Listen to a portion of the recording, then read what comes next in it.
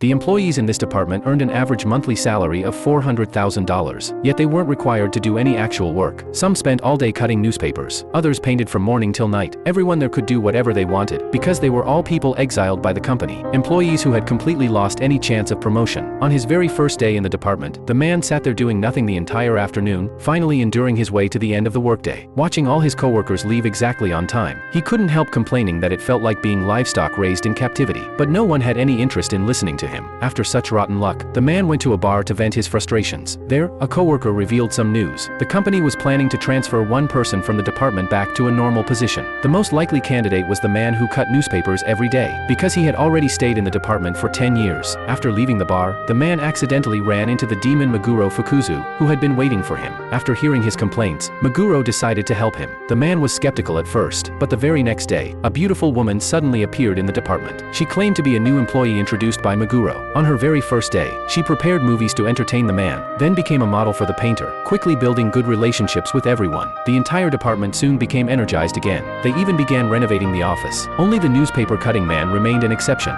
No matter how many different newspapers the woman prepared for him, he pushed every single one away. The man disliked seeing this, even though Meguro had warned him that the woman was there to help everyone regain their motivation, not just to serve him alone. He still told her to stop bothering the newspaper man, and simply watch movies with him instead. At the same time, the others also started expressing their desire for the woman to spend time with them. Only the newspaper man remained completely indifferent. Soon afterward, the company issued a transfer order. The section chief was reassigned to the management office, while the newspaper man was promoted to become the new section chief. Everyone celebrated the news, but the former chief soon realized that the newspaper man had disappeared. Still, no one paid much attention to it. A few days later, the man was shocked to discover that the newspaper had published news of the newspaper man's death. The entire department once again fell into a gloomy atmosphere. The beautiful woman couldn't bear the blow, because she believed she had failed to help him. The man tried to comfort her, but at that moment, the woman suddenly transformed into Meguro himself. Because Meguro had sent the woman to help everyone, yet the man had taken the lead in isolating the newspaper man, and tried to keep the woman all to himself. He now had to be punished. He was condemned to remain forever in that dark, sunless room. From that day on, the department returned to its lifeless state once again, and the man took over the same newspaper cutting job as before. Perhaps he had already become someone destined for the very same fate.